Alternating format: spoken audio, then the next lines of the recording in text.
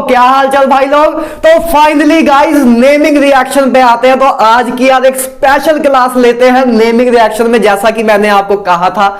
तो मैं आज यार सारी नेमिंग रिएक्शन आपको कराऊंगा, जितनी भी आपके जेई नीट के सिलेबस में है, या तो ये कह सकते हो जितनी भी आपकी एनसीईआरटी में है, सारी आज आपकी नेमिंग रिएक्शन हो जाएंगी। तो आज का लेक्चर बोर्ड के लिए भी बहुत ज्यादा इंपॉर्टेंट रहेगा, क्योंकि बोर्ड में भी आपको पता है कि नेमिंग रिएक्शंस आती रहती है। तो आज कोई भी स्टूडेंट हो, सबके लिए इंपॉर्टेंट क्लास है। ठीक है गाइस, तो चलो शुरू करते हैं। सबसे पहले क्या करो, अपनी आंखें बंद करो, पूरी एनर्जी अंदर इकट्ठी करो और शुरू हो जाओ। तो गाइस चलो शुरू करते हैं। इसमें से ऑलमोस्ट मैं सारी आपको नेमिंग रिएक्शंस करा चुका हूं, लेकिन मैंने जैसे आपको एक वादा किया था कि मैं एक बार कंक्लूड करके एक स्पेशल क्लास लूंगा नेमिंग रिएक्शन पे, कि आपको जल्दी जल्दी सब कुछ रिवाइज हो जाए और आपको एक इफेक्टिव तरीके से आप रिवाइज कर पाओ और इफेक्टिव तरीके से आप याद भी कर पाओ। क्योंकि एक जगह ही सारी नेमिंग रिएक्शन लिख दूंगा, तो जब आप इसका बाद में स्क्रीनशॉट लोगे तो आपके लिए याद करना भी आसान रहेगा, क्योंकि एक ही जगह पे आपको मिल जाएंगी। नहीं तो कोई एक चैप्टर इधर है, उसमें कुछ 5-6 नेमिंग रिएक्शन है, दूसरे चैप्टर में जाते हैं फिर 5-6 नेमिंग आती है, तो ऐसे अलग अलग होता है। तो ऐसे एक बार में कंक्लूड होके मिल जाएगा जब, तो मजा आ जाएगा। ठीक है ना। तो चलो गाइस स्टार्ट करते हैं, जल्दी जल्दी कर लेंगे। सब कुछ हमने किया हुआ है, जो आपको समझाने लायक होगा मैं समझाते भी जाऊंगा। बाकी नेमिंग रिएक्शन करते हैं। देखो सबसे पहली रिएक्शन है वोल्ट्स रिएक्शन। देखो वोल्ट्स रिएक्शन मैंने आपको बताया था। वोल्ट्स रिएक्शन क्या होती है, आरएक्स देखो अल्काइल हैलाइड है। अल्काइल हैलाइड की जब सोडियम से रिएक्शन कराते हैं तो क्या होता है, ये अपना सोडियम एक्स के साथ निकल जाता है और अल्केन बन जाता है। तो फर्स्ट रिएक्शन क्या है वोल्ट्स रिएक्शन वाली, अल्काइल हैलाइड की जब सोडियम के साथ रिएक्शन कराते हैं in presence of dry ether, तब अपने को क्या मिल जाता है, अल्केन मिल जाता है। सिंपल सी रिएक्शन है। तो ये अपनी वोल्ट्स रिएक्शन। सारी रिएक्शन करा चुका हूं, लेकिन एक बार स्पेशल क्लास में कंक्लूड कर देते हैं। ठीक है। तो गाइस देखो सेकंड रिएक्शन क्या है, फिटिक रिएक्शन। देखो फिटिक रिएक्शन मैंने आपको नहीं कराई थी उस टाइम, तो वैसे बहुत सिंपल रिएक्शन है। देखो क्या है इसमें, देखो इसमें क्या है, वोल्ट्स रिएक्शन में क्या था, अल्काइल हैलाइड था। फिटिक रिएक्शन में क्या लेते हैं हम, बस फिनाइल हैलाइड लेते हैं, फिनाइल ग्रुप लेते हैं, फिनाइल से हैलाइड लगाओ। तो इसका तो वोल्ट्स रिएक्शन में सिंपल अल्काइल हैलाइड लेते थे और इसमें हम फिनाइल हैलाइड लेते हैं। तो फिनाइल हैलाइड की जब सोडियम से करा देते ड्राई ईथर की प्रेजेंस में, तो बस इधर क्या बनेगा, इसको क्या बोलते हैं, डाईफिनाइल बोलते हैं। इसको क्या बोलते हैं, डाईफिनाइल या बाईफिनाइल भी कह सकते हो। तो इसको बोलते हैं डाईफिनाइल। ठीक है ना, क्योंकि 2 फिनाइल ग्रुप लगे हुए हैं, तो इसको बोलते हैं डाईफिनाइल। तो ये आपकी है फिटिक रिएक्शन। ठीक है, बहुत सिंपल सी है। तो देख याद करने की इसमें कोई एफर्ट भी देना नहीं पड़ता, अपने आप ही माइंड में चली जाती है। ठीक है ना, इसमें तो कुछ जोर भी नहीं लगाना पड़ता माइंड को कि हाँ याद हो जाए, ये अपने आप ही हो जाती है। वोल्ट्स रिएक्शन क्या है, बस अल्काइल हैलाइड की सोडियम से कराएंगे तो बस देखो क्या होगा, बस ये चीजें निकल जाएंगी, है ना, ये चीज निकल जाएगी और आपका अल्केन बन जाएगा। और इसी तरह इसमें बाईफिनाइल आपका बन जाएगा। अब देखो थर्ड रिएक्शन क्या है, वोल्ट्स फिटिक रिएक्शन। देखो पहले हमने वोल्ट्स रिएक्शन किया जिसमें हमने क्या लिया था, अल्काइल हैलाइड। फिर हमने फिटिक रिएक्शन किया जिसमें हमने लिया था, क्या लिया था, फिनाइल हैलाइड। अब वोल्ट्स फिटिक रिएक्शन मतलब दोनों ले लिए, वोल्ट्स का नाम भी ले लिया, फिटिक का भी ले लिया। तो हम एक कंपोनेंट ले लेंगे वोल्ट्स का। वोल्ट्स में हम क्या यूज करते थे, अल्काइल हैलाइड, और फिटिक में क्या यूज करते थे, फिनाइल हैलाइड। तो हम बस एक कंपोनेंट वोल्ट्स का ले लेंगे, एक किसका ले लेंगे, फिटिक का। बस दोनों को जब कंबाइन करेंगे तो जो आपका प्रोडक्ट बनेगा ये बनेगा। तो उसको बोलते हैं वोल्ट्स फिटिक रिएक्शन। कि मतलब एक जो हमने वोल्ट्स रिएक्शन में क्या कंपोनेंट लेते थे, अल्काइल हैलाइड, और फिटिक रिएक्शन में क्या लेते थे, फिनाइल हैलाइड। तो वोल्ट्स फिटिक रिएक्शन क्या होगी, एक कंपोनेंट अगर हम वोल्ट्स का ले ले, जैसे ये लिया हमने अल्काइल हैलाइड, और एक कंपोनेंट अगर हम फिटिक का ले ले, तब ये जैसे हमने लिया फिनाइल हैलाइड, तब जो रिएक्शन होती है तो उसको बोलते हैं वोल्ट्स फिटिक रिएक्शन। बहुत सिंपल सी बात है, बहुत सिंपल रिएक्शन है। ठीक है ना। तो चलो अब आगे मूव ऑन करते हैं।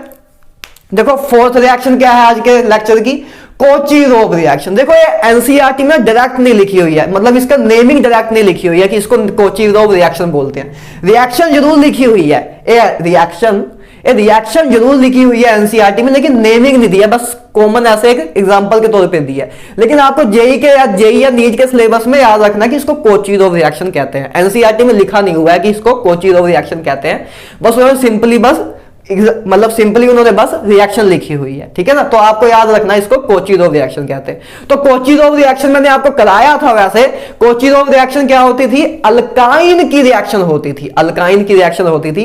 क्या करते थे कोचीरोव रिएक्शन में? मार्कोनिकोव एडिशन करते थे वाटर की, उसके बाद टोटमरिज्म करा देते थे। आई होप आपको याद होगा, नहीं याद होगा तो कम से कम रिवाइज तो हो रहा होगा, इंडिकेशन तो मिल रहा होगा ना। अब जिन्होंने मेरी पूरी सीरीज देखी है उनको तो कोई प्रॉब्लम नहीं हो रही होगी, तो बस आराम से बस एंजॉय कर रहे होंगे, ठीक है ना।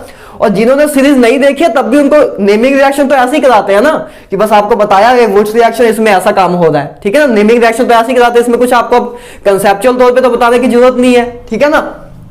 तो देखो कोचीरोव रिएक्शन में क्या करते हैं, जैसे अपना अल्काइन है, ठीक है ना, ट्रिपल बॉन्डेड कार्बन है, तो बस क्या करेंगे वाटर की, देखो कोचीरोव रिएक्शन में रीजेंट क्या यूज होता था, मैंने बताया था वाटर की एडिशन करते हैं in presence of mercury and acid, मतलब Hg2 पॉजिटिव दिया, मतलब अगर इसकी जगह एक भी मैंने आपको बताया भी था वैसे कभी कि अगर HgSO4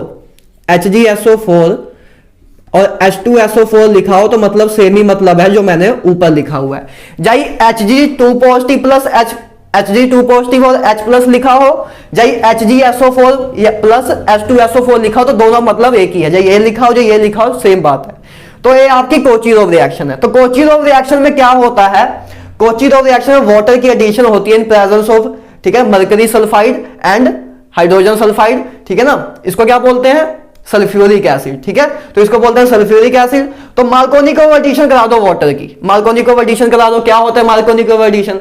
नेगेटिव पार्ट कहां अटैच होगा? जहां लेस नंबर ऑफ हाइड्रोजन हो, सिंपल सी बात है।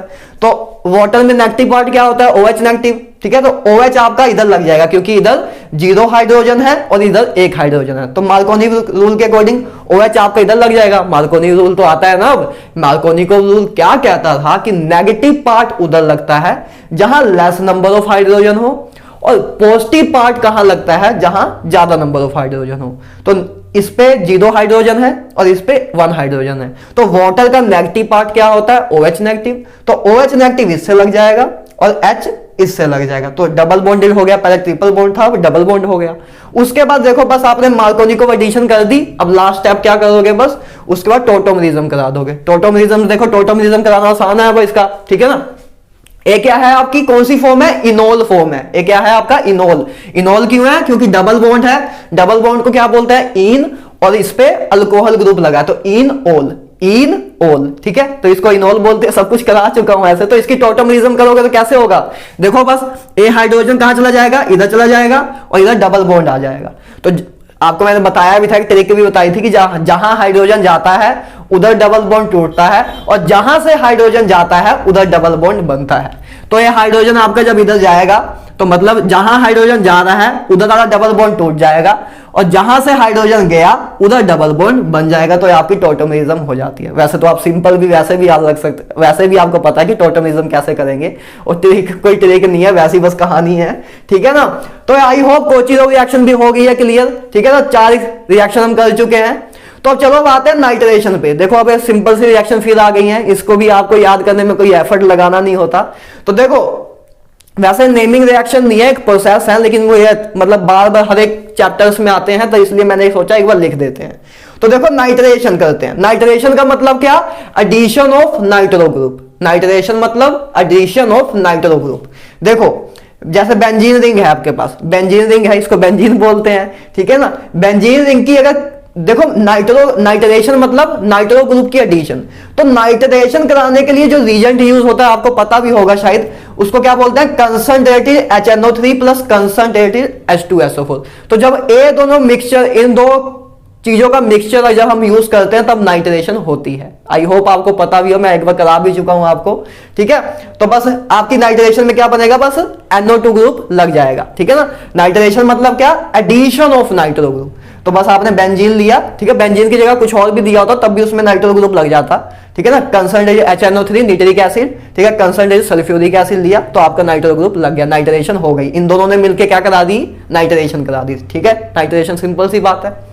अब बात करते हैं सल्फोनेशन के बारे में। सल्फोनेशन मतलब क्या? देखो सल्फ्योनिक एसिड वाला जो ग्रुप होता है उसको लगाना। देखो क्या होगा, इसका रीजन क्या यूज होता है आपको पता होगा, कंसंट्रेटिंग H2SO4 दिया हो या ओलियम दिया हो, कंसंट्रेटिंग H2SO4 दिया हो या ओलियम दिया हो, तब आपकी सल्फोनेशन हो जाती है। तो आपका सल्फोनेशन हो जाएगी, ठीक है ना, सल्फोनेशन हो जाएगी, सल्फ्यूरिक एसिड वाला ग्रुप आपका लग जाएगा, तो ये आपका सल्फोनेशन हो गई। क्लियर है, बहुत सिंपल सी रिएक्शन है। पहले नाइट्रेशन की तो नाइट्रो ग्रुप लगा दिया, उसके बाद सल्फोनेशन की तो सल्फो वाला ग्रुप लगा दिया। क्लियर है बात।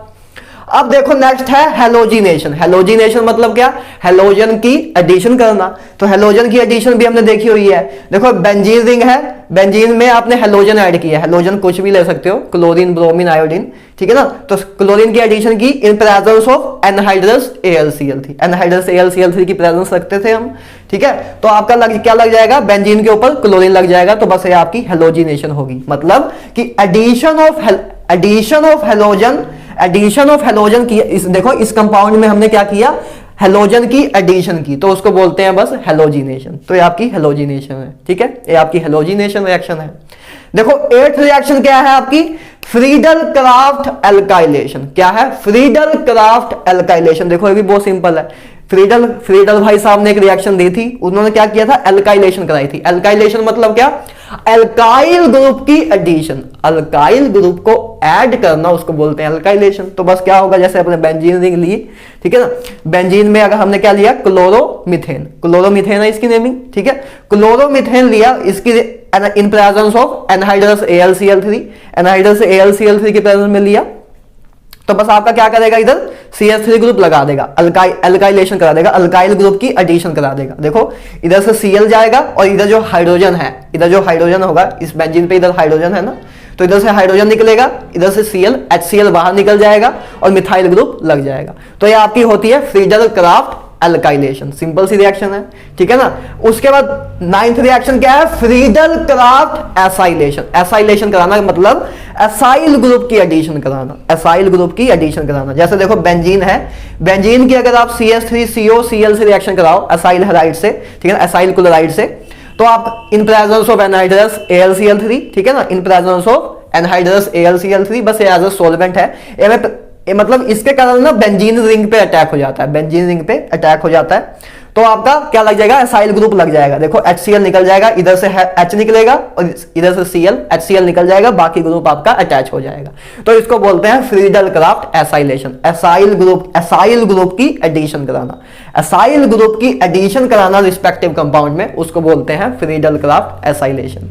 क्लियर है बात। तो अभी तक बहुत सिंपल रिएक्शन हमने की, कुछ ज्यादा याद रखने वाली चीजें भी नहीं थी। हाँ, कोचिरोव रिएक्शन में थोड़ा समझने वाली चीज थी कि टोटोमिज्म कराएंगे हम आगे जाके, बाकी सब तो बहुत सिंपल थी, आपको याद करने में एफर्ट भी नहीं लगा होगा, ठीक है ना। तो चलो देखो 10th रिएक्शन देखो आज के लेक्चर की, ग्रुप्स प्रोसेस। देखो ये भी आपके एनसीईआरटी में रिएक्शन तो दी हुई है, ठीक है ना, रिएक्शन दी हुई है, लेकिन नाम नहीं दिया हुआ है, नाम नहीं दिया हुआ है, बताया नहीं है कि इसको बोलते हैं ग्रुप प्रोसेस। तो इसको याद रख लेना, इसको बोलते हैं क्या, ग्रुप्स प्रोसेस। बस आपके सीधा रिएक्शन दी हुई है, लेकिन आपके जेई के सिलेबस में, नीट के सिलेबस में नेम के तौर पे भी आ जाती है। तो देखो ग्रुप प्रोसेस क्या होता है, अल्कोहल की रिएक्शन अगर कराएं HCl से इन presence of zinc chloride, zinc chloride के प्रेजेंस में अगर रिएक्शन कराएं, तो आपको वैसे भी पता है कि अल्कोहल ग्रुप से OH ग्रुप निकल जाएगा और Cl ग्रुप लग जाएगा। RCl मतलब क्या होगा, अल्कोहल से क्या बनेगा, हैलाइड बनेगा, अल्कोहल से क्या बनेगा, हेलो एल्केन बनेगा। तो बस ये आपका होता है ग्रुप प्रोसेस, ठीक है। वाटर निकल जाएगा, क्योंकि क्या होगा, Cl इधर लग गया तो OH इधर से आया, H इधर से आया, तो वाटर आपका रिमूव हो गया। तो ये होता है आपका ग्रुप प्रोसेस। वैसे आप ऐसा देख के भी रिएक्शन लिख ही सकते थे ना इसकी, तो बस ये याद रखना कि इसको बोलते हैं ग्रुप प्रोसेस, ठीक है। तो ये है आपकी ग्रुप प्रोसेस। तो आई होप आपको पहली 10 रिएक्शन बहुत सिंपल लगी हो, कुछ याद करने वाला ज्यादा था भी नहीं, बस एक बार फिर से देखोगे तो सब कुछ रट जाएगा, ठीक है ना। कुछ ज्यादा टफ रिएक्शन थी भी नहीं, अभी आगे जाके थोड़ा हाँ मेमोरी बेस्ड तो करनी पड़ेगी, अभी तक तो आप ऑटोमेटिकली याद हो जा रही होंगी, आई होप, ठीक है ना।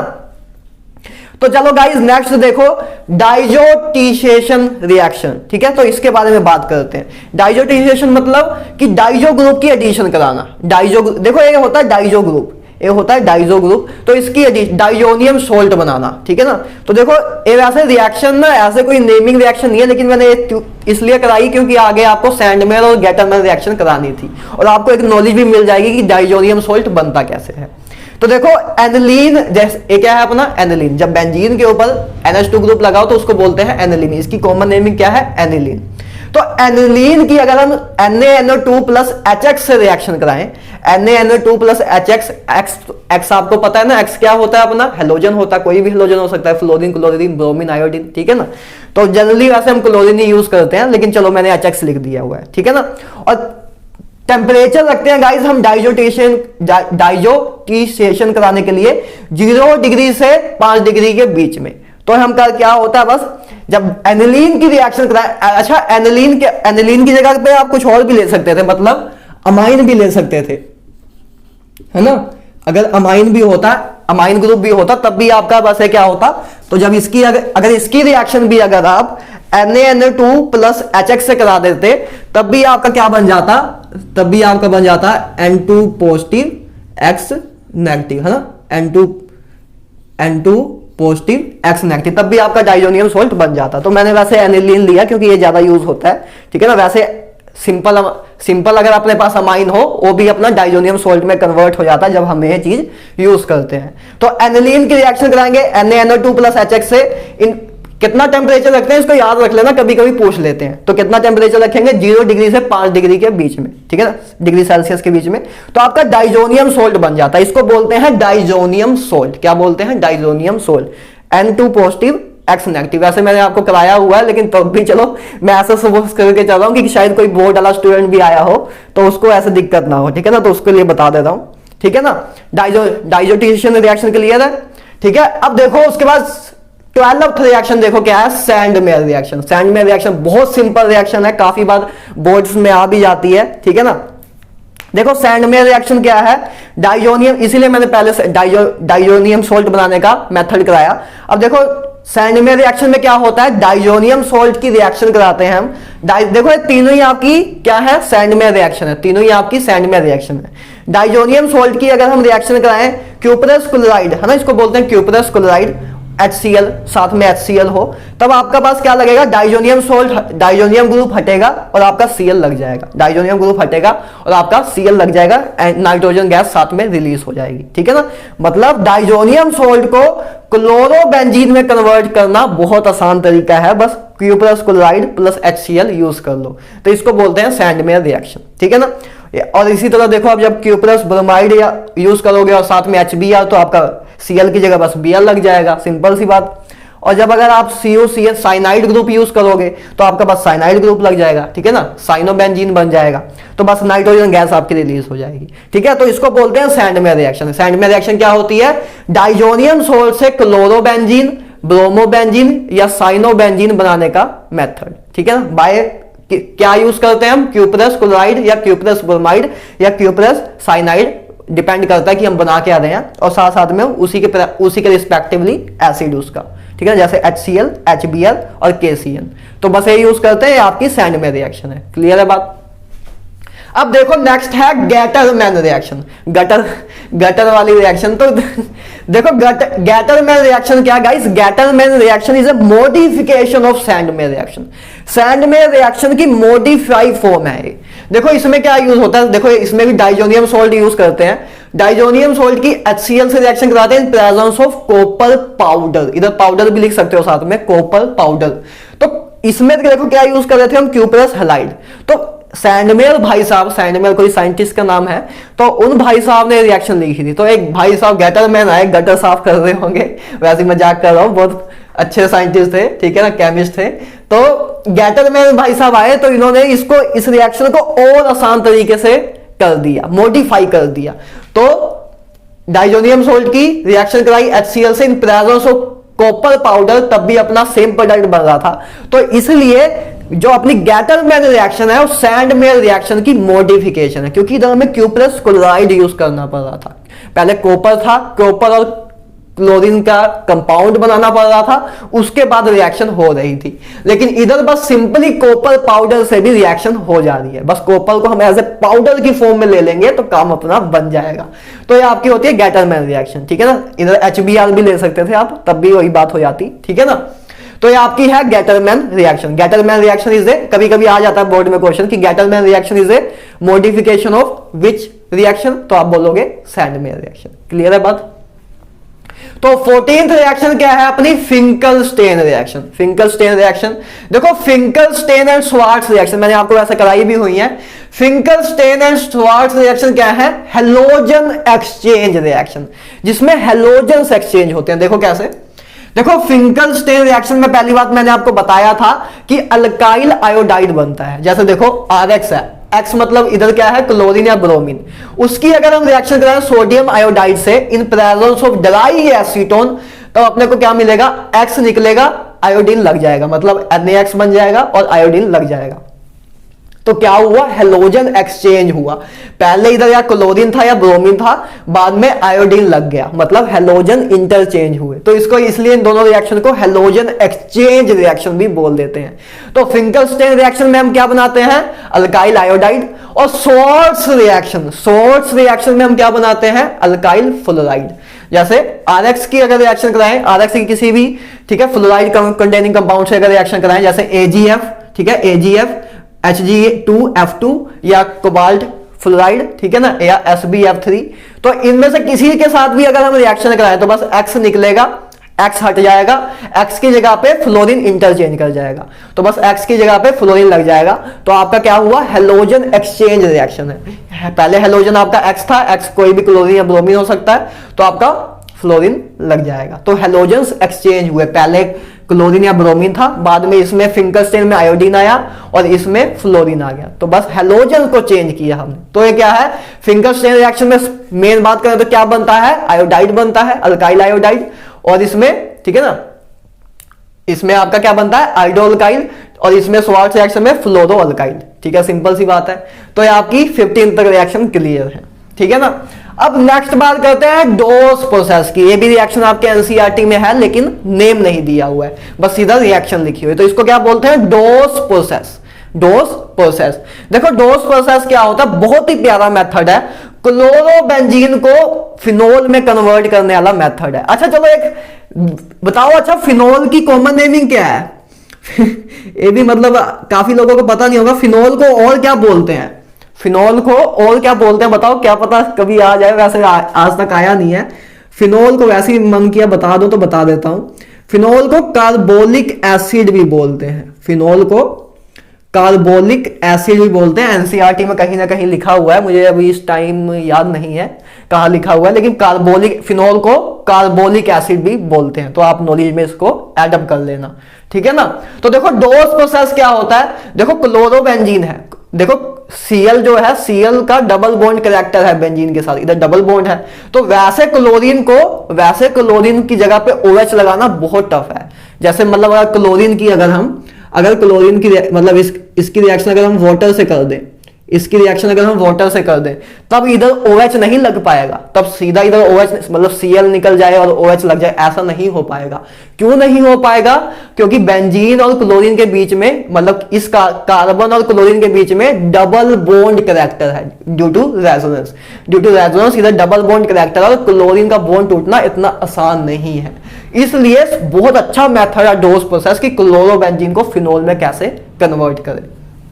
तो ये रिएक्शन वैसे पॉसिबल नहीं है, ठीक है ना। तो उसके लिए एक मेथड निकाला था डोस प्रोसेस जिसको बोलते हैं। तो देखो क्या करते हैं, सबसे पहले हम क्लोरोबेंजीन की रिएक्शन कराते हैं हम NaOH से रिएक्शन कराते हैं सोडियम हाइड्रोक्साइड से, ठीक है ना। और टेम्परेचर देखो, टेम्परेचर और प्रेशर दिया हुआ, क्या भैया इसको हमें याद रखना है? याद रख लो, काम आ जाएगा, ठीक है ना। बोर्ड वाले बच्चों को तो याद रखना ही चाहिए, क्योंकि बोर्ड्स में नंबर कट जाते हैं, इसमें हाफ मार्क्स काट लेंगे आपके, ठीक है ना। जेईई वाले बच्चों को ऐसा ज्यादा याद रखने की जरूरत नहीं होती, लेकिन रख लो याद है, एक दो चीजें रख लो याद, क्या चला जाएगा, ठीक है ना। तो इसमें आपका टेम्परेचर यूज होता है 623 केल्विन एंड प्रेशर यूज जो होता है 300 ATM। तो इतनी हम जब कंडीशन दे देते हैं, तब क्या होता है NaOH के साथ जो क्लोरोबेंजीन की रिएक्शन कराते हैं तो O नेगेटिव Na पॉजिटिव लग जाता है, ठीक है ना। O नेगेटिव Na पॉजिटिव मतलब HCl निकल जाता है, O नेगेटिव Na पॉजिटिव लग जाता है, मतलब एक सोल्ट बन जाता है।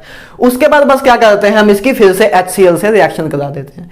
इसकी हम क्या करते हैं, फिर HCl से रिएक्शन करा देते हैं। तो HCl से जब रिएक्शन कराते हैं तो आपको क्या मिल जाएगा, इधर H लग जाएगा। देखो इधर सोडियम जो Na पॉजिटिव है वो Cl नेगेटिव से कनेक्ट, ज्वाइन हो जाएगा और आपका NaCl बन जाएगा, नमक बन जाएगा, और H आपका O नेगेटिव से लग जाएगा। H पॉजिटिव होता है, Cl नेगेटिव, तो पॉजिटिव पार्ट नेगेटिव से अटैच हो जाएगा और नेगेटिव पार्ट पॉजिटिव, तो इधर एक आपका NaCl बन गया, एक आपका फिनोल बन गया।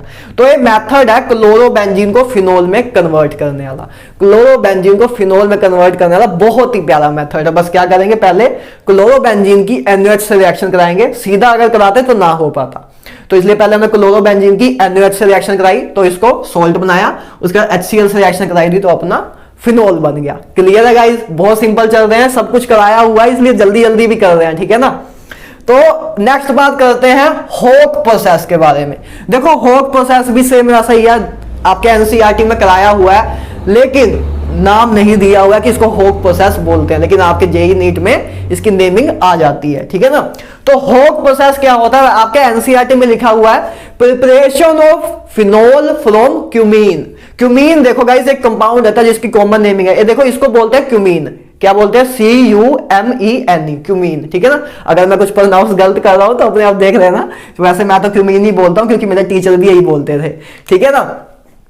तो ये अपना है बेंजीन रिंग के ऊपर अगर CH लगा हो, उसके एक साइड और CH3 एक साइड और CH3, तो इस कंपाउंड को बोलते हैं क्यूमीन, ठीक है ना। जब क्यूमीन मतलब होक प्रोसेस क्या होता है, क्यूमीन से फिनोल बनाने का मेथड, क्यूमीन से फिनोल बनाने का मेथड। और गाइस वर्ल्ड में मोस्ट ऑफ द मतलब वर्ल्ड में जितना भी फिनोल्स बनते हैं ना, जहां जहां भी फिनोल्स बनते हैं, और ज्यादातर जगह में मोस्ट मतलब सबसे ज्यादा अमाउंट में जो अपना फिनोल बनता है इसी प्रोसेस के द्वारा बनता है, इसी प्रोसेस के द्वारा प्रोडक्शन फिनोल की मैक्सिमम होती है वर्ल्ड वाइड, ठीक है ना। कि मतलब क्यूमीन से ही फिनोल जनरली बनाया जाता है फॉर प्रोडक्शन, ठीक है, क्लियर है बात। तो क्यूमीन है, क्यूमीन देखो प्रोसेस में होता कैसे है, कैसे फिनोल बनता है। क्यूमीन की पहले रिएक्शन कराते हैं ऑक्सीजन के साथ, क्यूमीन की रिएक्शन जब ऑक्सीजन से कराते हैं तो क्या होता है, पहले बस ये हाइड्रोजन के साथ इधर पहले बीच में 2 O ग्रुप आ जाते हैं, ऑक्सीजन अटैच हो जाता है अंदर इधर, ठीक है ना। देखो एक कार्बन था, कार्बन के साथ 2 मिथाइल ग्रुप लगे हैं, तो कार्बन के साथ 2 मिथाइल ग्रुप लगे हैं, और हाइड्रोजन के बीच में, कार्बन और हाइड्रोजन के बीच में O ग्रुप पेरोक्साइड लिंकेज बन जाती है, इसको क्या बोलते हैं, पेरोक्साइड लिंकेज। तो एक आपकी ऐसी स्पीसीज बनती है, उसके बाद बस उसकी एसिडिक क्या करते हैं, एसिडिक हाइड्रेशन कर देते हैं, एसिडिक हाइड्रेशन कर देते हैं। मतलब एसिडिक हाइड्रेशन का मतलब क्या, एसिड की प्रेजेंस में वाटर की एडिशन। तो जब वो करते हैं तो आपका फाइनली फिनोल मिल जाता है। मतलब क्या होता है, ये क्या होता है, इधर से ऐसे चीज टूट जाती है, इधर से चीज टूट जाती है, एक इधर से ऐसे होता है कि मतलब ऐसे होता है कि एक ग्रुप ये निकल जाता है आपका, और इधर फिनोल ग्रुप इधर आके अटैच हो जाता है, अल्कोहल ग्रुप इधर आके अटैच हो जाता है, ऐसे आप याद रख सकते हो, ठीक है ना। तो बस क्या होगा, मतलब आपका क्या बनेगा फिर, देखो ये क्या चीज थी, ये आपकी क्या चीज है, एसीटोन। तो एक आपका क्या मिलेगा, एसीटोन, एक आपको एसीटोन मिलेगा, और OH ग्रुप इधर लग जाएगा तो एक आपका फिनोल मिलेगा। तो एक फिनोल मिल जाता है और एसीटोन मिल जाता है। कभी कभी ये भी पूछ लेते हैं इसकी जगह की, फिनोल बनने की जगह ये भी पूछ लेते हैं कि ये बताओ कि होक प्रोसेस में और क्या बनता है, तो आपको एसीटोन भी पता होना चाहिए। कभी कभी मेन चीज पूछते नहीं है, देखते हैं कि आपको कितना ज्यादा अच्छी तरह क्लियर है रिएक्शन, है ना। तो इसलिए इस चीज को भी याद रखना कि होक प्रोसेस में आपका एसीटोन बनता है, साथ में क्या बनता है, एसीटोन, ठीक है। तो बहुत प्यारा मेथड है क्यूमीन से फिनोल बनाने का, क्लियर है बात। तो नेक्स्ट बात करते हैं 18th रिएक्शन आज की, कोलबेस रिएक्शन। देखो कोलबेस रिएक्शन और रीमन टीमन रिएक्शन बहुत ज्यादा इंपॉर्टेंट है, हर साल आ ही जाता है, बोर्ड में तो पक्का ही आता है इससे क्वेश्चन, ठीक है ना। और नीट जेईई में भी आता ही रहता है, आपने भी देखा होगा, तो वैसे करा भी चुका हूं एक बार, ठीक है ना। तो देखो रिवाइज करते हैं। तो देखो फिनोल की रिएक्शन अगर देखो, Kolbe's reaction and Reimer Tiemann reaction. अच्छा इसको रीमल टीमन रिएक्शन बोलते हैं। इस इधर एन नहीं है, मैं इसको एन समझता था कि इधर एन है, लेकिन मैंने ध्यान से देखा फिर उधर रीमल था, रीमल टीमन रिएक्शन, ठीक है। इसको क्या बोलते हैं, रीमल टीमन रिएक्शन। देखो कोलबेस रिएक्शन है, रीमल टीमन रिएक्शन जो है अपनी, ये क्या है, फिनोल की रिएक्शन होती है, ये फिनोल की रिएक्शन होती है। कोलबेस रिएक्शन में क्या होता है, फिनोल की रिएक्शन अगर हम NaOH से कराएं, साथ में कार्बन डाइऑक्साइड हो और H पॉजिटिव हो, तब अपना क्या बनता है, देखो बस क्या होगा, उसकी ऑर्थो पोजीशन पे कार्बोक्सिलिक ग्रुप लग जाएगा, ऑर्थो पोजीशन पे कार्बोक्सिलिक ग्रुप लग जाएगा। इस कंपाउंड को क्या बोलते थे, याद करो, मैंने आपको कराया था, क्या बोलते हैं इसको, सैलिसिलिक एसिड। क्या बोलते हैं, सैलिसिलिक एसिड। तो आपका सैलिसिलिक एसिड बनाने का मेथड है कोलबेस प्रोसेस। क्या बोलते हैं इसको, सैलिसिलिक एसिड, ठीक है। तो क्या कोलबे रिएक्शन में क्या होता है, फिनोल की रिएक्शन अगर हम NaOH से कराएं, मतलब कार्बन डाइऑक्साइड हो H प्लस, तो अपना क्या लग जाएगा, बस ऑर्थो पोजीशन पे कार्बोक्सिलिक ग्रुप लग जाएगा, तो उसको बोलते हैं कोलबेस रिएक्शन। ठीक है। रीमर टीमन रिएक्शन देखो क्या होती है। रीमर टीमन रिएक्शन क्या होती है, जब फिनोल की रिएक्शन हम NaOH से कराएं, फिनोल की रिएक्शन NaOH से इसमें भी था, इसमें भी था, बस दोनों में फर्क क्या है, कोलबेस रिएक्शन में कार्बन डाइऑक्साइड यूज करते थे और रीमर टीमन रिएक्शन में हम क्लोरोफॉर्म यूज करते थे, जो कि मैंने आपको एक बार याद भी कराया हुआ है। तो इसमें क्या बनता है आपका, इसमें बस क्या होता है, ऑर्थो ग्रुप में आपका एल्डिहाइड ग्रुप लग जाता है, इसको बोलते हैं सैलिसिलिक एल्डिहाइड।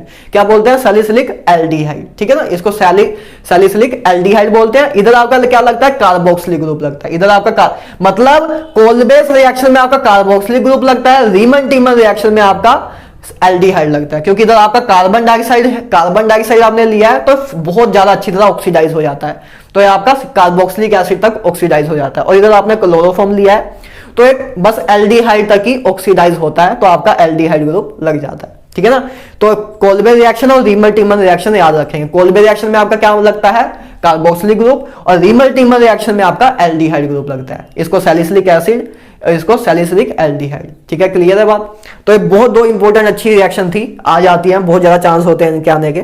ठीक है ना, नेक्स्ट बात करते हैं विलियमसन सिंथेसिस के बारे में।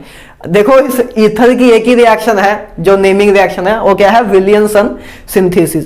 देखो विलियमसन सिंथेसिस में क्या होता है, अल्काइल हैलाइड लिया हमने, RX लिया, RX की रिएक्शन अगर हम RO नेगेटिव Na पॉजिटिव से कराएं, है ना, RO नेगेटिव Na पॉजिटिव से कराएं इन प्रेजेंस ऑफ ड्राई ईथर, तो बस आपका प्रोडक्ट क्या बन जाएगा, देखो X और NaX निकल जाएगा, NaX निकल जाएगा और ROR बन जाएगा, है ना, आपका Na पॉजिटिव और X नेगेटिव निकल जाएगा, NaX आपका एक सोल्ट बन गया, तो बचा क्या आपका RO नेगेटिव इधर से, R इधर से, तो RO नेगेटिव और इधर R पॉजिटिव है, तो नेगेटिव पॉजिटिव से अटैच हो जाएगा, ROR बन जाएगा, तो आपका क्या बना, ईथर। तो ईथर का बनाने वाली एक ही मात्र एक नेमिक रिएक्शन है आपके सिलेबस में, उसको बोलते हैं विलियमसन सिंथेसिस, की अल्काइल हैलाइड की RO नेगेटिव Na पॉजिटिव की इन presence of dry ether reaction कराएं तो आपका क्या बनता है, ईथर बनता है। ठीक है, क्लियर है बात।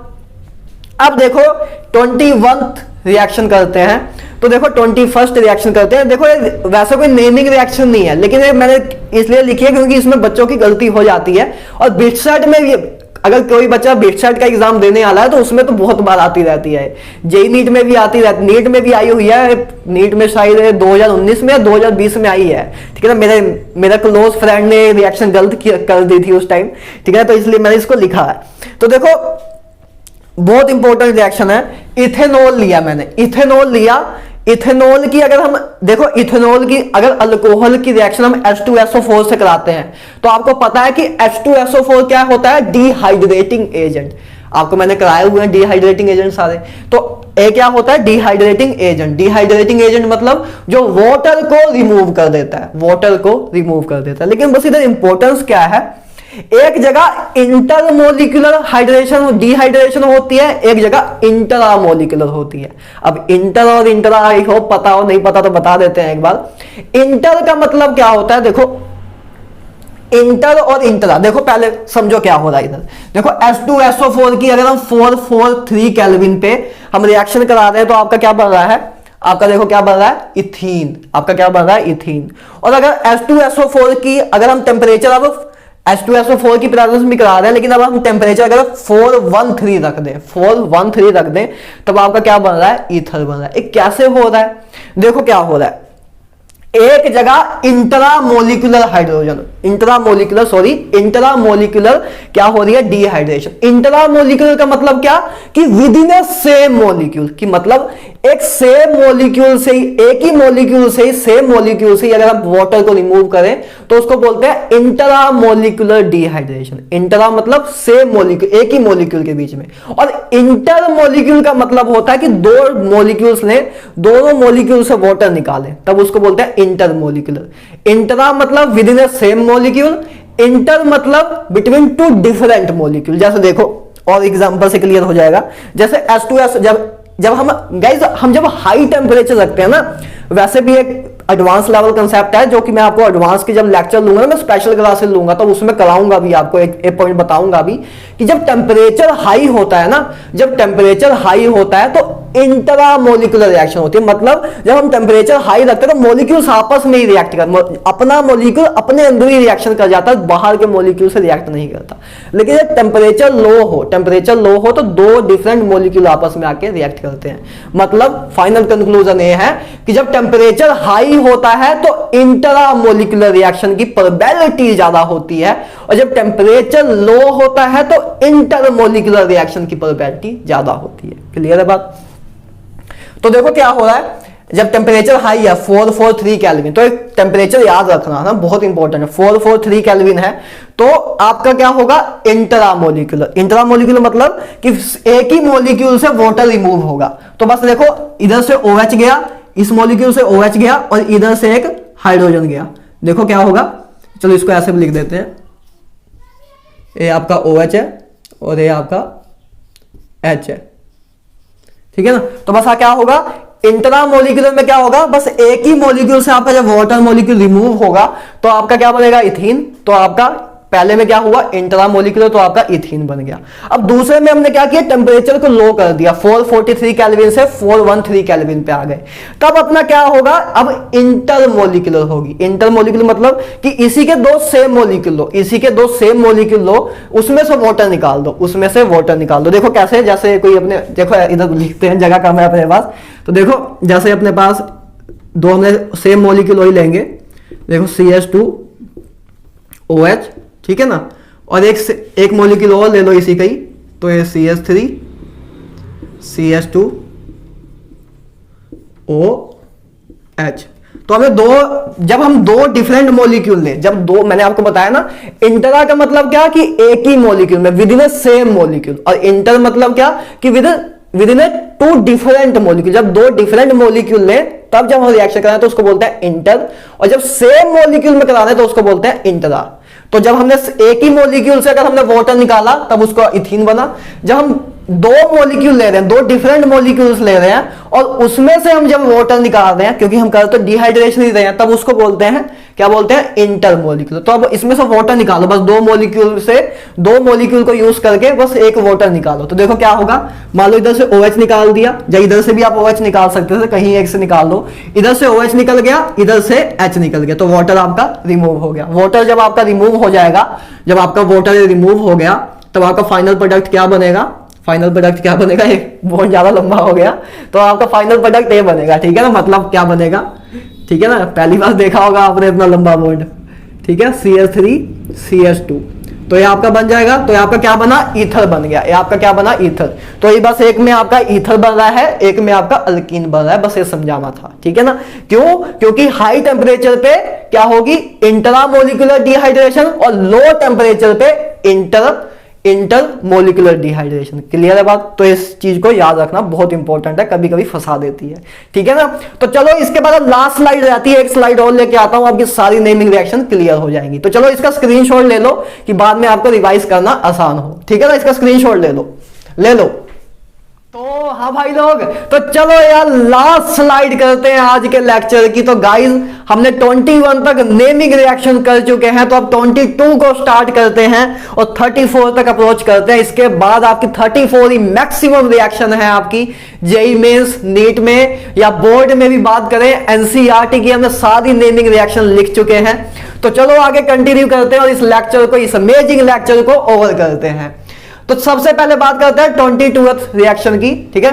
तो देखो रोजनमुंड रिडक्शन, क्या है रिएक्शन का नाम, रोजनमुंड रिडक्शन। देखो रोजनमुंड रिडक्शन में क्या होता है, एसाइल क्लोराइड को हम कन्वर्ट करते हैं बेंजल्डिहाइड में। रोजनमुंड रिडक्शन में क्या होता है, एसाइल क्लोराइड को हम रिड्यूस करते हैं बेंजल्डिहाइड में। देखो क्या यूज करते हैं, एसाइल क्लोराइड है, इसकी हाइड्रोजन से रिडक्शन कराते हैं in presence of lead and barium sulphate, तब आपका क्या बन जाता है, बेंजल्डिहाइड। तो इसी को बोलते हैं रोजनमुंड रिडक्शन। मतलब what is a रोजनमुंड reduction, रोजनमुंड reduction में बनता क्या है, बेंजल्डिहाइड। क्या बनता है, बेंजल्डिहाइड बाय एसाइल क्लोराइड। अच्छा गाइस, अगर लेड मतलब लेड और बेरियम सल्फेट ना होता ना, अगर ये चीज ना होती तो ये अल्कोहल में कन्वर्ट हो जाता, एक ग्रुप अल्कोहल में कन्वर्ट हो जाता, मतलब क्या हो जाता, एक ग्रुप इसमें कन्वर्ट हो जाता, ए हो जाता, आगे भी रिड्यूस हो जाता CH2OH, ठीक है ना, मतलब फर्दर और रिड्यूस हो जाता। तो ए एज ए पॉइजन की तरह काम करता है, ए एज ए पॉइजन की तरह काम करता है, जहर की तरह काम करता है, जो इसको इधर तक ही रिड्यूस करके रखता है, अल्कोहल तक नहीं जाने देता। अगर ये चीज ना होती तो ये अल्कोहल तक चला जाता, लेकिन अभी ये चीज है तो ये एल्डिहाइड तक जाएगा। इसी को बोलते हैं रोजनमुंड रिडक्शन। क्लियर है गाइस? ठीक है, रोजनमुंड रिडक्शन में क्या बनता है आपका, बेंजाल्डिहाइड। सिंपल सी बात है। अब देखो नेक्स्ट रिएक्शन है स्टीफंस रिएक्शन। क्या है? स्टीफंस। नाम बहुत देखो इंटरेस्टिंग सा नाम है, क्रेजी सा नाम है। तो स्टीफन रिएक्शन देखो क्या होता है, इसमें साइनाइड होता है। देखो साइनाइड की पहले क्या करते हैं, स्टेनस क्लोराइड से, स्टेनस क्लोराइड प्लस HCl से हम जब रिएक्शन कराते हैं, तो मैंने आपको बताया भी था जब हमने कभी लेक्चर लिया था, मैंने आपको बताया था कि साइनाइड ग्रुप को स्टेनस क्लोराइड प्लस HCl क्या करते हैं, इमाइन में रिड्यूस कर देते हैं। किसमें? इमाइन में। इमाइन मतलब जब इधर भी एक H लग जाए और नाइट्रोजन पे भी एक H लग जाए, एक डबल बॉन्ड मतलब ट्रिपल बॉन्ड से डबल बॉन्ड में कन्वर्ट हो जाए, तो इसको क्या बोलते हैं, एक क्या होता है, इमाइन। एक क्या होता है, इमाइन। तो क्या होगा, साइनाइड ग्रुप रिड्यूस हो जाएगा इमाइन में जब हम stannous chloride plus HCl use करते हैं, तो इमाइन में कन्वर्ट हो जाता है। उसके बाद इमाइन की आगे, इमाइन में आगे एसिडिक हाइड्रेशन कर दे, water plus H positive, water plus H positive के एडिशन कर दे तो अपना एल्डिहाइड बन जाता है। तो कैसे बनता है, देखो ऐसे भी आप लिख सकते हो, जैसे आपका वाटर होता है तो वाटर आपका ऐसे हो, वाटर हमने ऐसे लिख सकते हैं, याद करने का तरीका बता रहा हूं। जैसे आपका ये वाटर है तो वाटर क्या होगा, बस ऐसे देखो, वाटर को आप बस ऐसे हो जाएगा, मतलब डबल, मतलब इस सी के साथ जो डबल बॉन्ड ऑक्सीजन का बन जाएगा, और मतलब जब ये डबल बॉन्ड टूटेगा, ये जब डबल बॉन्ड टूटेगा तब इसको ऑक्सीजन मिल जाएगा तो ये RCHO बन जाएगा, और इसको 2 हाइड्रोजन मिल जाएंगे तो इधर अमोनिया बन जाएगा। तो इसको बोलते हैं स्टीफन रिएक्शन। स्टीफन रिएक्शन क्या होता है, साइनाइड से एल्डिहाइड बनाने का मेथड। साइनाइड की पहले रिएक्शन कराते हैं स्टेनस क्लोराइड प्लस HCl से, तो हमें पता है कि स्टेनस क्लोराइड प्लस HCl क्या करता है, एक रिड्यूसिंग एजेंट है जो निट्राइल को क्या करेगा, साइनाइड ग्रुप को इमाइन में कन्वर्ट कर देगा। तो इमाइन बना, इमाइन के बाद उसके बाद एसिडिक हाइड्रेशन करेंगे, तो बस ऐसे वाटर कैसे जाएगा, ऑक्सीजन इसमें मतलब जब डबल बॉन्ड टूटेगा तो आपका क्या लगेगा, ऑक्सीजन इधर लग जाएगा, ऑक्सीजन इसको मिल जाएगा और 2 हाइड्रोजन इसको मिल जाएंगे, तो आपका एक एल्डिहाइड बन गया, एक अमोनिया बन गया। ठीक है, तो इसको बोलते हैं स्टीफन रिएक्शन। क्लियर है बात, साइनाइड से एल्डिहाइड बनाने का मेथड। क्लियर है? देखो 24th रिएक्शन क्या है, इटार्ड रिएक्शन। क्या है, इटार्ड रिएक्शन बहुत इंपॉर्टेंट रिएक्शन है, बहुत बार आ जाती है, ठीक है ना। तो इटार्ड रिएक्शन क्या है गाइस, टोलीन से एल्डिहाइड बनाने का मेथड, टोलीन से बेंजाल्डिहाइड बनाने का मेथड को बोलते हैं इटार्ड रिएक्शन। क्लियर है बात? तो इटार्ड रिएक्शन में देखो क्या होता है, इटार्ड रिएक्शन की मतलब उसमें क्या करते हैं हम, टोलीन की क्रोमाइल क्लोराइड से हम रिएक्शन कराते हैं। इसको क्या बोलते हैं, क्रोमाइल या क्रोमिल, क्रोमिल भी बोल सकते हो, क्रोमाइल भी बोल सकते हो, क्रोमिल वैसे ज्यादा सही लगता है बोलने में। क्रोमिल क्लोराइड से हम रिएक्शन कराते हैं। CH2 ये अपना एक सॉल्वेंट के तौर पे यूज होता है, और साथ में H3O पॉजिटिव मतलब एसिडिक हाइड्रेशन भी लेते हैं। तो जब ए करते हैं टोलीन की रिएक्शन अगर हम कराएं क्रोमाइल, ठीक है, chromyl chloride plus H3O positive ले तो अपना क्या बनेगा, बेंजाल्डिहाइड। तो इसको बोलते हैं इटार्ड रिएक्शन। टोलीन से बेंजाल्डिहाइड बनाने का मेथड इज इटार्ड रिएक्शन। उसमें क्या यूज करते हैं, क्रोमिल क्लोराइड और H3O पॉजिटिव की हाइड्रेशन कर देते हैं, तो अपना बन जाता है बेंजाल्डिहाइड। क्लियर है बात? तो रोजनमुंड रिएक्शन में क्या करते थे, असाइल क्लोराइड से हम बेंजाल्डिहाइड बनाते थे, ठीक है, और इटार्ड रिएक्शन में टोलीन से बेंजाल्डिहाइड बनाते हैं। क्लियर है बात? तो गाइज नेक्स्ट रिएक्शन देखो, Gattermann coach reaction. Gattermann coach reaction, हमने गैटरमैन रिएक्शन भी की थी, मैंने एक आपको गैटरमैन रिएक्शन भी कराई थी। तो वो क्या थी, सैंडमैन रिएक्शन की मॉडिफिकेशन थी, जिसमें हम कॉपर पाउडर यूज करते थे, डाइजोनियम सोल्ट से क्या बनाते थे, अल्काइल बेंजीन या फिनाइल बेंजीन बनाते थे। तो वो अपनी रिएक्शन वो थी, ठीक है ना, फिनाइल बेंजीन बनाते थे जनरली, तो ठीक है ना। तो अब गैटरमैन कोच रिएक्शन क्या होती है, देखो कंफ्यूज ना हो जाना, गैटरमैन रिएक्शन अलग थी, गैटरमैन कोच रिएक्शन अलग है। तो कभी कभी बच्चे इसमें कंफ्यूज हो जाते हैं कि गैटरमैन कोच रिएक्शन पूछा होता है उधर, लेकिन उधर लिख देते हैं गैटरमैन रिएक्शन। तो इन दोनों में फर्क याद रखना ना, जो मैंने आपको गैटरमैन रिएक्शन पहले कराई थी और ये क्या है गैटरमैन कोच रिएक्शन, इसमें कोच वर्ड भी है, ठीक है। तो गैटरमैन कोच रिएक्शन क्या होती है, बेंजीन की बेंजीन से बेंजल्डिहाइड बनाने का मेथड को बोलते हैं गैटरमैन कोच रिएक्शन।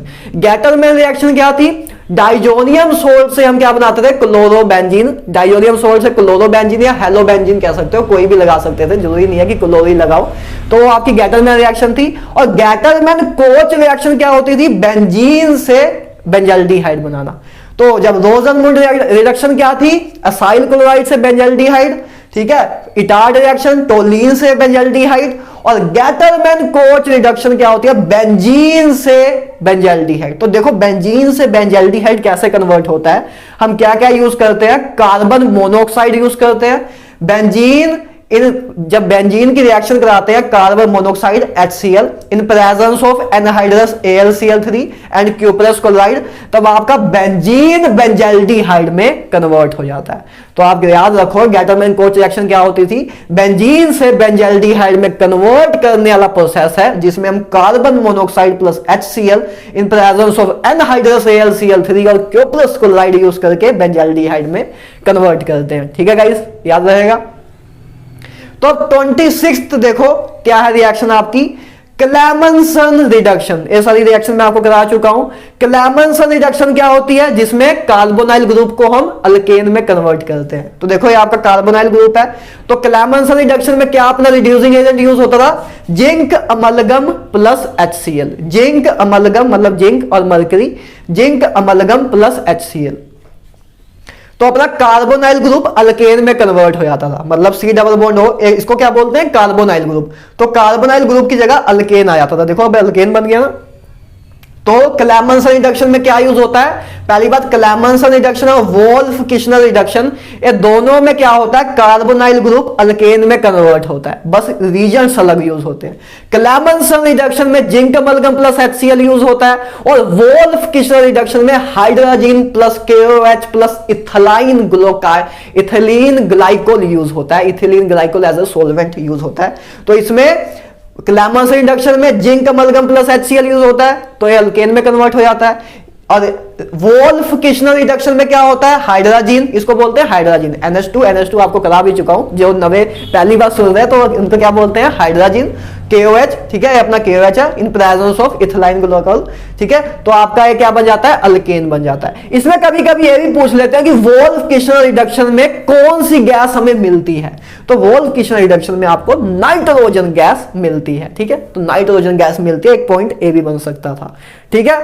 तो क्लेमेंसन रिडक्शन में क्या करते थे, कार्बोनाइल ग्रुप को अल्केन में कन्वर्ट करते थे इन presence of zinc amalgam plus HCl। और वोल्फ किशनर रिडक्शन में कार्बोनाइल ग्रुप को अल्केन में कन्वर्ट करते थे, किसकी प्रेजेंस में, हाइड्रोजन और KOH की प्रेजेंस में। क्लियर है बात। तो ये दो रिएक्शन भी हमने करी हुई है। अब नेक्स्ट बात करते हैं कैनिजारो रिएक्शन के बारे में। कैनिजारो रिएक्शन क्या थी, याद करो। कैनिजारो रिएक्शन क्या थी, किस पहली बार कैनिजारो रिएक्शन कौन शो करते थे, O एल्डिहाइड जिसमें क्या हो, जिसमें अल्फा हाइड्रोजन ना हो। जो एल्डिहाइड जिसमें अल्फा हाइड्रोजन ना हो वही कैनिजारो रिएक्शन शो करते हैं। आपको मैंने कराया हुआ है, अगर जो पहली बार सुन रहा है तो अभी इसीलिए मैं फिर से बता रहा हूं। कैनिजारो रिएक्शन कौन शो करते हैं, O एल्डिहाइड जिसमें अल्फा हाइड्रोजन ना हो। देखो इसमें कोई अल्फा हाइड्रोजन नहीं है ना, कोई अल्फा कार्बन ही नहीं है, कोई अल्फा कार्बन ही नहीं है, तो इसमें अल्फा हाइड्रोजन नहीं है। इसमें भी देखो अल्फा हाइड्रोजन नहीं है। देखो इधर जो आपका ए अल्फा कार्बन है, अल्फा कार्बन पे कोई भी हाइड्रोजन नहीं है, क्योंकि इसने चारों बॉन्ड कार्बन से बनाए। देखो जो बेंजीन वाला ए वाला कार्बन है, बेंजीन का जो ए वाला कार्बन है, इसने तो चारों बॉन्ड कार्बन से बनाए हैं। एक डबल बॉन्ड, ठीक है, दो बॉन्ड ऐसे, दो वैलेंसी अपने ऐसे फिल किए इसने इस डबल बॉन्ड से, एक सिंगल बॉन्ड है, एक सिंगल बॉन्ड है। तो जो कार्बन की चार वैलेंसी है उसने कार्बन से फिल की है, तो इधर कोई अल्फा हाइड्रोजन नहीं है। तो कैनिजारो रिएक्शन कौन शो करते हैं, O एल्डिहाइड जिसमें अल्फा हाइड्रोजन ना हो, ठीक है ना, एब्सेंस हो अल्फा हाइड्रोजन की, जैसे कि ए अपना है, ठीक है ना। तो देखो इसकी रिएक्शन कराओ, तो इसको क्या बोलते हैं, कॉमन नेमिंग क्या है इसकी, मिथेनल, ठीक है ना, मिथेनल, Al लास्ट में, ठीक है ना। तो कैनिजारो रिएक्शन में क्या यूज होता है, ओ एल्डिहाइड जिसमें अल्फा हाइड्रोजन ना हो, वो क्या करते हैं, कंसंट्रेटेड KOH से रिएक्शन करते हैं इन प्रेजेंस ऑफ हीट। तो गाइस तो कैनिजारो रिएक्शन क्या होती है? Cannizzaro reaction is a example of disproportionation reaction. Disproportionation reaction, disproportionation reaction का मतलब क्या, जिन्होंने रिडॉक्स रिएक्शन देखा उसको समझ आ गया होगा। डिस्प्रोपोनेशन रिएक्शन का मतलब होता है कि जब सेम मॉलिक्यूल ही रिड्यूस भी हो रहा हो और सेम मॉलिक्यूल ही ऑक्सीडाइज भी हो रहा हो, तो उसको बोलते हैं डिस्प्रोपोनेशन रिएक्शन। ठीक है ना, मतलब सेम मॉलिक्यूल ही ऑक्सीडाइज भी हो रहा है, सेम मॉलिक्यूल ही रिड्यूस भी हो रहा है। जैसे देखो ये आपका बेंजल्डिहाइड है, ठीक है ना, सॉरी आपका मिथेनॉल है, बेंजल्डिहाइड हो है, तो आपका ये मिथेनॉल है, मिथेनॉल की कंसंट्रेटेड KOH से आपने रिएक्शन कराई, तो देखो सेम मॉलिक्यूल ही, देखो एल्डिहाइड अल्कोहल में क्या हो रहा है, एल्डिहाइड जब अल्कोहल में जाता है तब क्या मतलब उसको क्या बोलते हैं, रिडक्शन, और जब एल्डिहाइड कार्बोक्सिलिक एसिड में जाए तो उसको क्या बोलते हैं, ऑक्सीडेशन। तो देखो सेम मॉलिक्यूल ही रिड्यूस भी हो रहा है, सेम मॉलिक्यूल ही ऑक्सीडाइज भी हो रहा है, तो उसको बोलते हैं मतलब ये क्या है अपनी कैनिजारो रिएक्शन। कैनिजारो रिएक्शन ये भी पूछ सकते हैं कि what is Cannizzaro reaction is a example of, तो आप क्या बोलोगे, डिस्प्रोपोनेशन रिएक्शन। डिस्प्रोपोनेशन रिएक्शन क्या होती है कि जब सेम मॉलिक्यूल ही ऑक्सीडाइज भी हो रहा हो, सेम मॉलिक्यूल ही रिड्यूस भी हो रहा हो, तो उसको बोलते हैं कैनिजारो रिएक्शन। बस इतना याद रखना, कैनिजारो रिएक्शन कब शो होती है, जब अल्फा, जो एल्डिहाइड में अल्फा हाइड्रोजन ना प्रेजेंट हो उनमें ही कैनिजारो रिएक्शन शो होती है। जैसे आपका बेंजल्डिहाइड, तो बेंजल्डिहाइड की कंसंट्रेटेड KOH से आप रिएक्शन कराओ, कंसंट्रेटेड NaOH भी यूज कर सकते थे, तो आप हीट से रिएक्शन कराओ, तब आपका पास पहले क्या होगा, एक अल्कोहल बन जाएगा, मतलब जो रिड्यूस होकर प्रोडक्ट बना, और एक ऑक्सीडाइज होकर आपका सोल्ट बन जाएगा।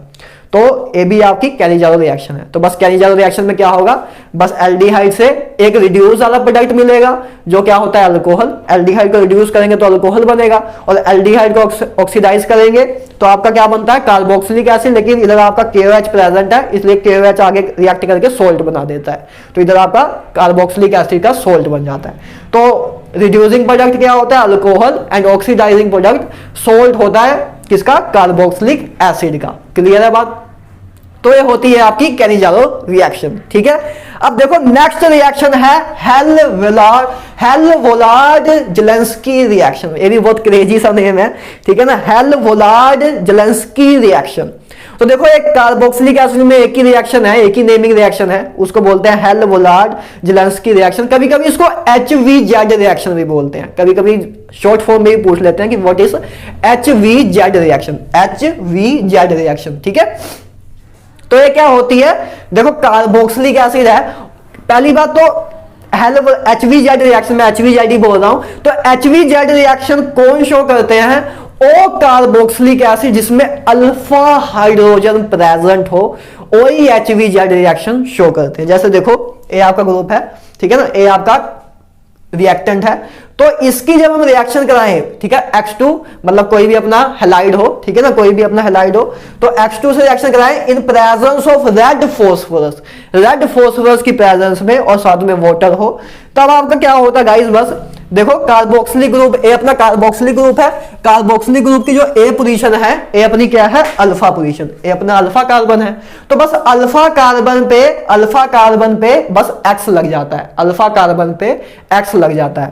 तो मतलब आपका HVZ रिएक्शन में क्या बनता है, alpha hello carboxylic acid, alpha hello, इसको क्या बोलते हैं, अल्फा हेलो कार्बोक्सिलिक एसिड। क्यों, क्योंकि अल्फा पोजीशन पे हेलो लगा, इसकी इसलिए इस कंपाउंड को क्या बोल सकते हैं, अल्फा हेलो कार्बोक्सिलिक एसिड, तो इसको बोलते हैं HVZ रिएक्शन। क्लियर है बात? ठीक है, बहुत सिंपल रिएक्शन। अब देखो आते हैं 30th रिएक्शन में। देखो क्या है, गैब्रियल फिथलमाइड सिंथेसिस, गैब्रियल फिथलमाइड सिंथेसिस। तो देखो ये भी बहुत सिंपल सी है, डरो ना, बहुत देखने में डरावना सा लगता है लेकिन है बहुत सिंपल सी। देखो क्या है, इसमें फिथलमाइड लिखा हुआ है, तो देखो गैब्रियल तो इंसान का नाम है जो जिसने भी रिएक्शन लिखी है। फिथिलिमाइड, देखो फिथिलिमाइड इस कंपाउंड का नाम है, इसको बोलते हैं फिथिलिमाइड। देखो फिथिलिमाइड क्या होता है, बेंजीन रिंग, बेंजीन से इधर एक C डबल बॉन्ड हो, इधर भी C डबल बॉन्ड हो, और इधर NH, तो इसको बोलते हैं फिथिल इमाइड, फिथिल इमाइड, ठीक है ना। इसको वैसे पीएच ना साइलेंट होता है वैसे, लेकिन मैं पीएच ही बोलता हूं क्योंकि मजा आता है मुझे बोलने में। वैसे इसको बोलते हैं थैलेमाइड, इसको क्या बोलते हैं, थैल इमाइड। वैसे पीएच साइलेंट होता है लेकिन मुझे वही अच्छा लगता है, तो इसको वैसे थैलेमाइड भी बोलते हैं, ठीक है ना। तो मैं फिथिलिमाइड ही बोलता हूं। तो फिथिलिमाइड की रिएक्शन कराएं, देखो इसकी रिएक्शन बहुत आसान है, बस थोड़े स्टेप ज्यादा है, ठीक है ना। देखो क्या होता है, फिथिलिमाइड की रिएक्शन पहले KOH से कराते हैं। जब KOH से कराते हैं तो क्या होता है, पहले OH की जगह, H की जगह बस OH, मतलब H की जगह अपना K पॉजिटिव आ जाता है, H की जगह बस H हटता है और K पॉजिटिव आ जाता है। सबसे पहले ये होता है, मतलब फिथिलिमाइड की सबसे पहले क्या करते हैं, KOH से रिएक्शन कराते हैं तो आपका K पॉजिटिव लग जाता है। उसके बाद आगे फिर हम RX से रिएक्शन करा देते हैं, RX से कोई अल्काइल हैलाइड ले लेते हैं, ठीक है ना। अल्काइल हैलाइड से रिएक्शन करा देते हैं तो अब K हट जाता है, R लग जाता है, ठीक है ना, क्योंकि X है इधर, X नेगेटिव है, K पॉजिटिव है, KX अपना एक सॉल्ट निकल जाता है और N नेगेटिव के साथ R पॉजिटिव लग जाता है, तो इधर आपका NR लग जाता है। उसके बाद बस लास्ट में हम NaOH के साथ रिएक्शन करा देते हैं, NaOH मतलब सोडियम हाइड्रोक्साइड के साथ रिएक्शन करा देते हैं। तो बस क्या होगा, क्या होगा, A बॉन्ड टूटेंगे, A बॉन्ड टूटेंगे, बस दोनों side O negative Na positive, O negative Na positive लग जाएगा, मतलब O negative Na positive, O negative Na positive निकल जाएगा। और हाइड्रोजन दो, देखो जब दो मतलब O negative Na positive, O negative Na positive मतलब 2 NaOH यूज हुए, 2 NaOH यूज हुए, तो आपका देखो 2 O नेगेटिव Na पॉजिटिव निकल गए और 2 हाइड्रोजन बच गए, इसमें से 2 हाइड्रोजन बच गए और तो O 2 हाइड्रोजन बस इससे लग जाते हैं, तो आपका RNH2 बन जाता है, RNH2 बन जाता है। तो गैब्रियल फिथिलिमाइड सिंथेसिस में आपका क्या बनता है, 1 डिग्री अमाइन बनता है। कभी कभी पूछते भी है कि इस रिएक्शन में आपका कितने डिग्री अलग अमाइन बनता है, क्या 1 डिग्री अलग बनता है, क्या 2 डिग्री अलग बनता है, कि 1 या 2 3 तीनों डिग्री अलग बन जाता है, कि कोई भी नहीं बनता।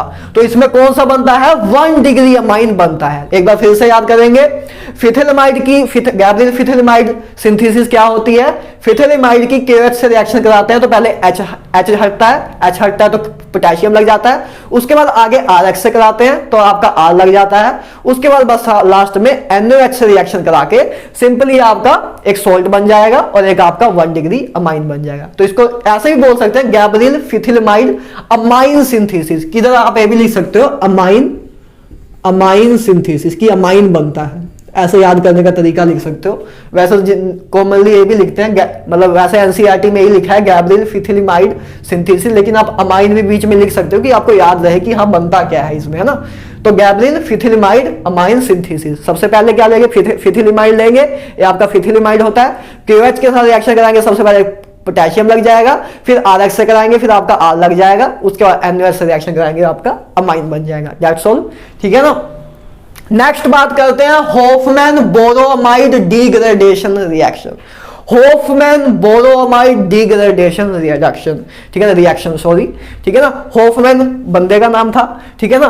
बोरो, देखो बोरो का मतलब क्या कि इसमें ब्रोमीन यूज हुआ, अमाइड का मतलब क्या कि अमाइड ग्रुप यूज हुआ, ठीक है ना, अमाइड ग्रुप है। बोरो का मतलब ब्रोमीन का हमने यूज किया।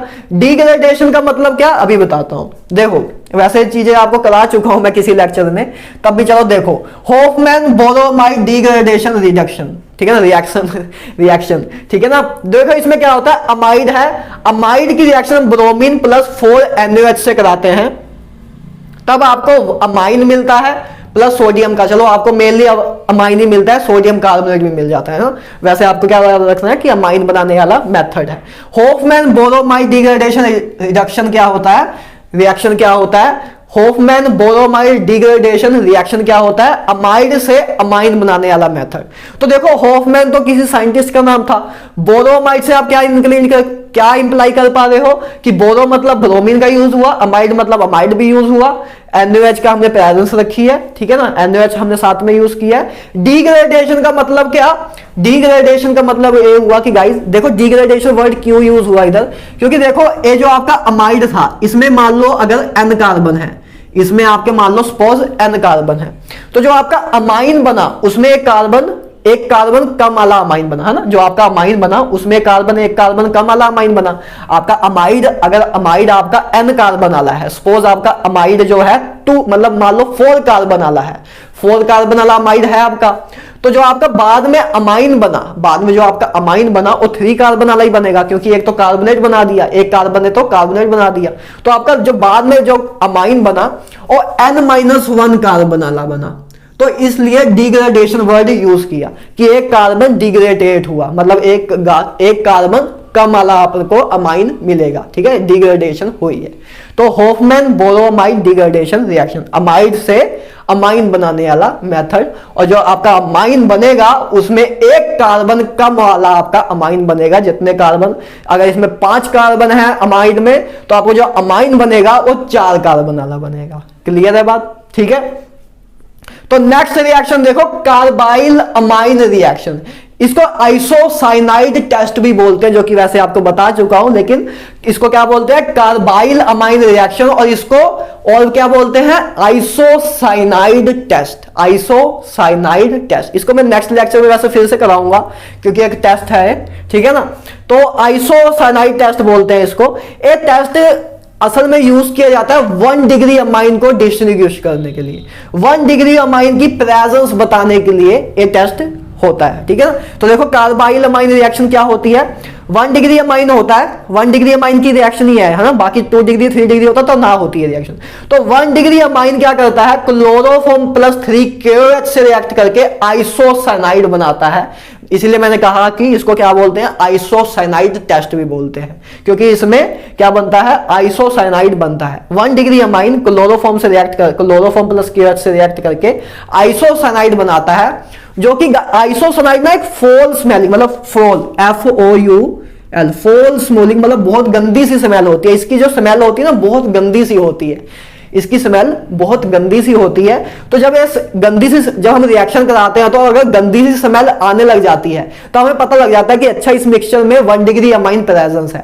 अगर गंदी सी स्मेल नहीं आ रही है तो हमें पता लग जाता है कि 1 डिग्री अमाइन प्रेजेंस नहीं है, क्योंकि अगर 1 डिग्री अमाइन होगा तब ये रिएक्शन आगे प्रोसीड कर जाएगी। जब 1 डिग्री अमाइन होगा ही नहीं तब आइसोसाइनाइड आपका बनेगा ही नहीं, तब आपको फोल स्मेल आएगी नहीं, ठीक है ना। तो आपका आइसोसाइनाइड बनता है, जो इसकी बहुत गंदी सी स्मेल होती है, तब हमें पता लग जाता है। तो एक टेस्ट है 1 डिग्री अमाइन को, 1 डिग्री अमाइन की प्रेजेंस के बारे में आइडेंटिफाई करने का। क्लियर है बात। तो एक रिएक्शन हो गई। 33 रिएक्शन देखो, 33rd नंबर वाली कपलिंग रिएक्शन। देखो ये कपलिंग रिएक्शन भी वैसे आपको करा चुका हूं। कपलिंग रिएक्शन क्या है, देखो डाइजोनियम सोल्ट है, डाइजोनियम सोल्ट की फिनोल से रिएक्शन कराएं। देखो ये फिनोल है आपका, है ना, ये फिनोल है आपका।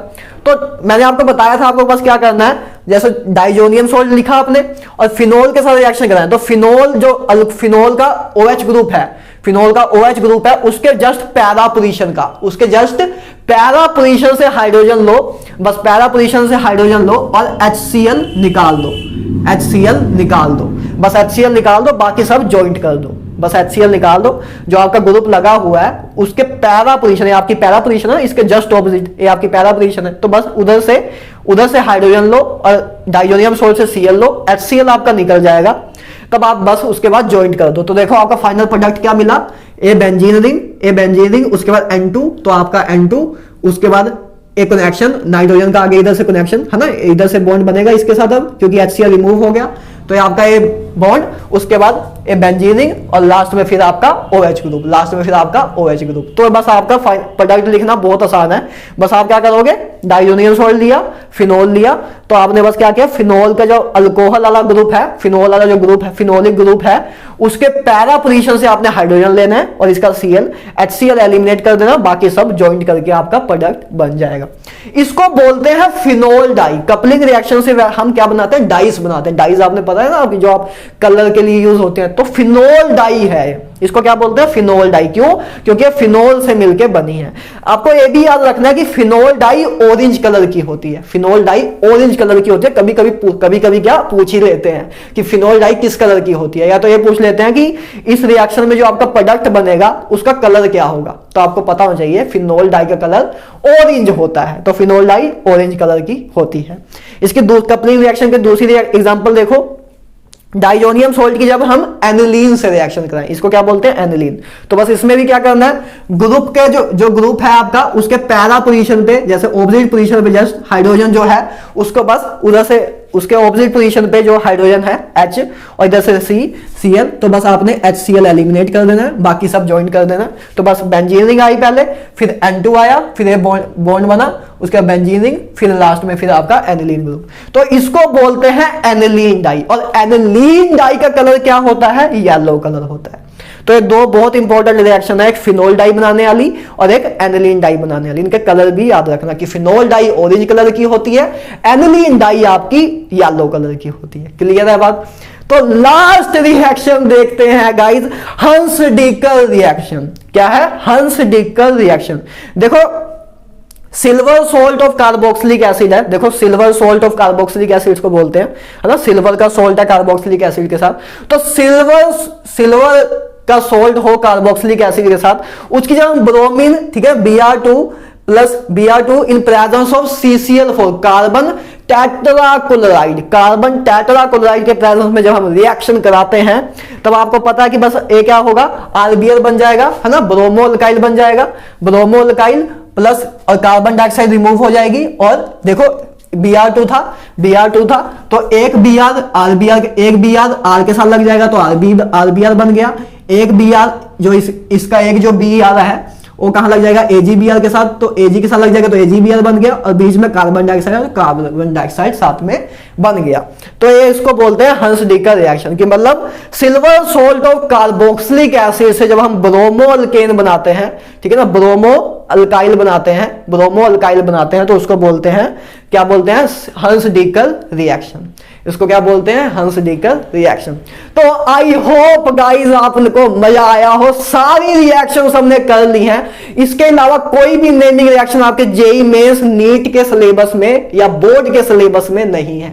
एडवांस के सिलेबस में कुछ छोटी मोटी 10 भी ज्यादा बोल दिया, 5-7 रिएक्शन है, उसको हम एडवांस के टाइम देख लेंगे, अभी करने का कोई फायदा नहीं है, अपने पास टाइम कम है मेंस के लिए और नीट के लिए। नीट वाले बच्चों को जरूरत ही नहीं है, नीट वाले के लिए मोर देन सफिशिएंट है, ठीक है ना, बोर्ड वाले बच्चों के लिए तो ज्यादा ही है उससे। और जेईई एडवांस वाले बच्चों के लिए 5-10 एग्जांपल हैं, 5-10 रिएक्शन होंगी मैक्सिमम, ठीक है, उसको हम करेंगे एडवांस के टाइम, एक स्पेशल क्लास फिर ले लेंगे। और आपने ही कहा था कि अभी इतना तक ही बाउंड रखते हैं, और मेरा भी मानना यही है कि पहले मेंस में एक अच्छी परसेंटाइल ले ले, और नीट में तो चलो सफिशिएंट ही है, नीट में इससे बाहर कुछ नहीं आएगा इस नेमिंग रिएक्शन से। तो मेंस की बात करें तो मेंस में एक बार परसेंटाइल ले ले, एडवांस के तो लेक्चर बहुत छोटे से रह जाएंगे। मेंस के टाइम भी मैं आपको 90% एडवांस को टच करा दे रहा हूं, बस 10% रह जाएगा, उसको उस टाइम कर लेंगे, ठीक है। तो चलो bye bye, good night, have a bye, ठीक है ना, गुड नाइट बोल दिया आज, ठीक है, क्योंकि रात है बहुत, अभी रात के लगभग कितने बज रहे हैं? रात के बज रहे हैं 3-4 बज रहे हैं, ठीक है, तो सोने का मन कर रहा है। तो चलो bye bye, have a nice day, ठीक है। तो इसका स्क्रीनशॉट ले लेना।